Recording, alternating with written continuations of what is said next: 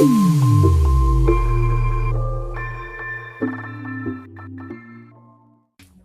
friends.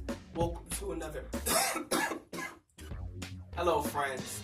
Welcome to another episode of Angel Kaii TV. We got Ali Tomineek in the studio today, so hopefully y'all stick around for the interview.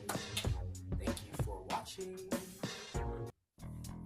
What is up? This is Angel Kaii right here on Radio Phoenix. Right here, I got Ali Tomineek, probably the greatest rapper here at Phoenix. Well, thank you. I appreciate that. Oh no, definitely. So, what made you want to post your first YouTube video? Man, that's digging deep. I think I was just always into music, and I was always into music and like just being in theater at the same time, just knowing like music and being entertaining was, I could do it. I could combine that. I just was bored, over the summer and just decided to make my own video. And obviously, I was inspired by hip hop itself. Right. Wanted to showcase my skills into it. I was new. I didn't know what I was doing. I just was having fun with it. Right. So, who was your favorite influences when it comes down to hip hop? I think really what got me into starting to rap was like Childish Gambino. I was a heavy like Childish Gambino fan at the beginning of it, like 2009, 2010. Wow. And obviously whatever was on the radio, Drake, Eminem, 50 Cent, just stuff that would be played. I'm like, it sounds tight to rap, even Busta Rhymes, and like how to quick rapping. That was really my niche. Tech 9 too. So I got into that, and it just took off from there, man. People really enjoyed like what I was coming with. All right, definitely. What was the BET Cypher experience like? Man, it was more than I expected. Like, I entered the contest with an idea of like I'm gonna win. So they had their annual contest of the BET Hot 16. So I entered the contest, edited my video like crazy. I was like, I'm gonna put my all into this. Right. And then I get the call when I'm flying back from Romania from being in a movie. They're calling me like, you're one of the top finalists. And I'm like, wow. But like I was freaking out because it was surreal, but like at the same time I was expecting it because I wanted to win, and I always expect the best for myself. So when they let me know that, I was hyped. Whatever, I started telling my fans, go vote, go vote, go vote. They voted for me, they helped me up, and we got first place in it. They flew me out to Florida. I got to stay in a nice hotel, man, be right by the beach.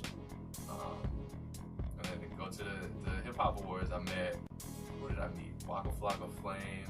Oh wow. I saw Cardi B, DJ Khaled, Playboy Cardi, XXXTentacion. I saw more people than I expected, and then what I learned from that was like, wow, all these great people are around me that are doing major things in hip hop. Right. I'm beside them. Like, I'm in the same room as them at the same time. So this really means something. So, like, if you put in the hard work, it all pays off. And it was a great feeling. Wow, that must have been a huge accomplishment. Huge, man. I still don't believe that really happened. I think that was just a dream, but, Was you starstruck by anybody in particular? Anybody in particular? I wouldn't say starstruck. I met Lil Yachty. Okay. That kind of was weird because it was only weird because like you see these people on TV or like they're intangible, and then he's like a foot away from me, and I'm like, what? So it wasn't like a starstruck. It was just I was blown away by just being around those type of people. Right. And one thing that I really like about your music is that you don't use profanity. And what made you not want to use profanity? At first, it was my dad would listen to my music and say, if you're gonna do this, be the best at it, and don't cuss. So at first, I was like, oh man, my dad's never gonna cuss. Dang, I can't cuss in my music, whatever. But then I started to understand like this is different. I mean, there's artists that have done it before, but I like to make music that can cater to any audience. This is just my style. That's why I don't cuss. It's my style. Like my nephew is 4 years old. He can listen to my music and not have to worry about it. Or my grandpa, he can listen to my music and not have to worry about it. You can play it in a car on a road trip and not have to worry about, oh, there's profanity in this music. You know what I'm saying? So, and it's good because it makes you much more marketable. Yeah, that too. So definitely. It's a good business ploy. Right. So are you signed to anybody right now? No, sir. Independent. INDEPENDENT. Oh, so you like Chance the Rapper, just doing it on your own pretty much. I like that feeling. Just because I don't have to answer to anybody, I can decide to move when I want to move. There's nobody holding me back from saying, okay, no, don't do this right now, or don't do that. Right. It's a good feeling. Definitely, man. Hey, I'm gonna get back to you real quick. First, we're gonna let you introduce your song, Yikes. Yes, sir. So this is Yikes. Man, it goes crazy. That's all I can say. It's at 200,000 views on YouTube right now. It's going up. Big shout out to the squad that's supporting the song. Just listen to it, yeah. Right here, this Radio Phoenix. It's your boy, Angel K. Hello. What it is. This right here is Radio Phoenix. I am back. This is Angel K, back with my special guest, Tomineek. What up, man? Thank you for having me, by the way. This is pretty tight. Oh, no, definitely. So I heard you flew to Romania for High Strung. What was it like to be in a film, a feature film? Man, that's also still surreal. Just being able to know that my craft can take me halfway around the world to do something that, you know, I would do for fun, right, and get paid for it. It's amazing. So meeting all the cast and the directors and having them show me so much love, and like getting to the hotel and then seeing a girl like, oh, you're the rapper that's gonna be in the movie. Like, yo, it's amazing, dog. So right. It was just, it was an amazing feeling. So they shut down the streets. Wow. Well, they shut down one street, so I'm not even gonna flex too much. They shut down one street for the whole time that I was shooting, and then, you know, they had me do one take, and I was just rapping, and they had all these cameras on these people, and said, all right, yo, play the music, action, go, Ali, do this. It was just, it's exactly how a movie set feels, and I was just blown away by being able to be a part of something like that. So High Strung Free Dance is coming out this summer. We're still waiting on to see exactly when it's happening, but man, I'm excited. Very excited. Okay. You working on an animation, I heard. Facts. So what's the animation about? Is that top secret right now? No. I've been telling everybody about the animation that I've been working on. So for my album I Ain't Sorry 2, I have a song on there called Castaway, and it's about this dream that I had about being on an island, and, you know, what goes on the island, and like crazy things. It's a giant wave comes and swoops me down, and I run into some mermaids. All of this crazy stuff is happening, and so I had an idea of like, what if I take the song itself and do something that, you know, is extremely rare in hip hop, is one, be the artist that produced the song, and then at the same time animate the whole video. Right. So I'm working on the animation, and I'm about 60% done right now. But I'm a perfectionist, so, you know, it'll probably be different. That's coming real soon. Okay. So where do you see your career at? I say about 5 years from now. I'm on top of the game, taking over the whole game. I didn't even finish the question. You like, I'm taking over the game. Okay. No. That's cool though. That's cool though. I love your confidence. Right. You know, and the thing I like about you is that, you know, you're confident, but you're not cocky or you're not arrogant. You know what I'm saying? You're not, you know, saying like, I'm the only, you know, rapper that can, how do I say this?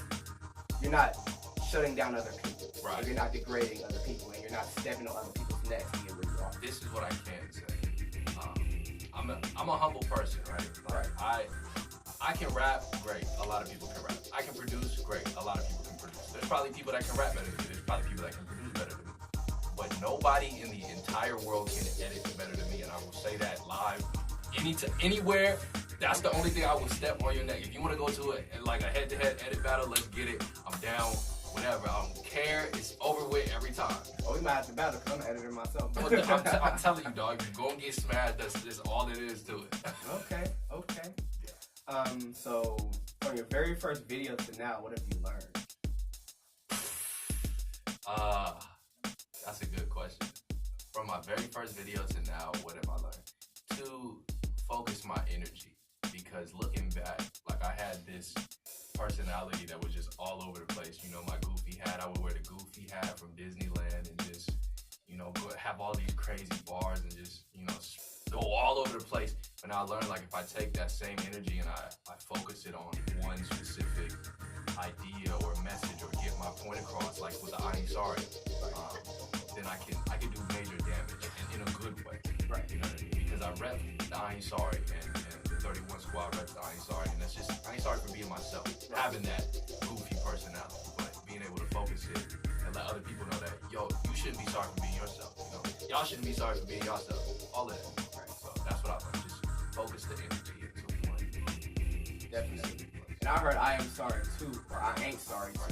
So, where did the title come from? I Ain't Sorry. Man, the title came just from knowing that, one, being in a position knowing that there's a lot of people that have to deal with that on a daily basis. Like, oh, you should be this, or you should be this. Even experiencing that myself, people telling me, oh, you should do this, you should be this. Right. And I was taking that in. I was taking all of that criticism and I was trying to change who I was to cater to those people. Instead of saying, you know what, I'm gonna be me. Because if I listen to what you say, then I'm just being you, or if I'm just being you, I'm gonna just be myself. And I ain't sorry for that. So that's where that came from. And you know, I just did a continuation of it because I was like, well, I can actually tell stories on why I ain't sorry, or let you dive into my mind and see what I'm actually talking about. So if you listen to the album, there's a lot of just me being myself and telling these stories and stuff that I've actually been through and stuff that other people I know have been through. Right. So it's just, that's the project that I'm 100% behind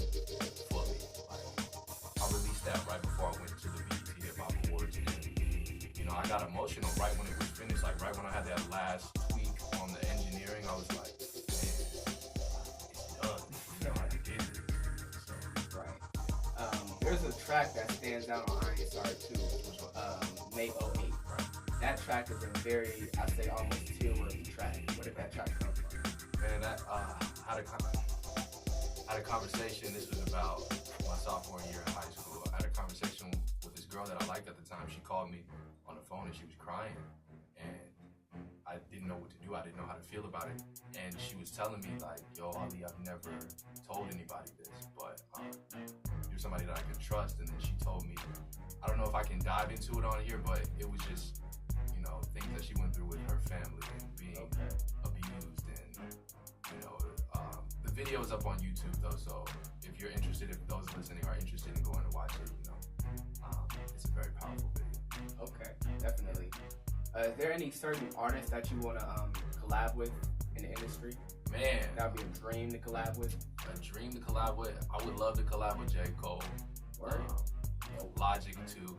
Speaking of that, I got the Rubik's Cube with me, but I gotta say that I didn't get this from Logic. He definitely brought it back out of me. I was doing Rubik's Cubes before I knew who Logic was. I wasn't doing them that fast, but I did know how to solve them. Okay. But J. Cole, Logic, Tech Nine, John Bellion even. He's an amazing producer. Okay. That's, yeah. Wow. Let me just say, I have never solved a Rubik's Cube in my life, and I think I never, ever will. No, I'm going to mess that whole thing up. You can mess it up. You probably won't even solve it by the time I'm done with it. I mean, you can throw the challenge so, I'm ready for it. How was it like making Billboard? That was crazy. Only because I told my fans, this is when I released the Friday Flow album, the world famous Friday Flow album back in May, was it 2016? 2016? Oh, that was last year. Oh yeah, that was last year. So, May 2017, I put it out. Right before I put it out, I was telling my fans, yo, if you guys want me to make this album, they were always telling me, Ali, make the Friday Flow album, put your Friday Flows into an album.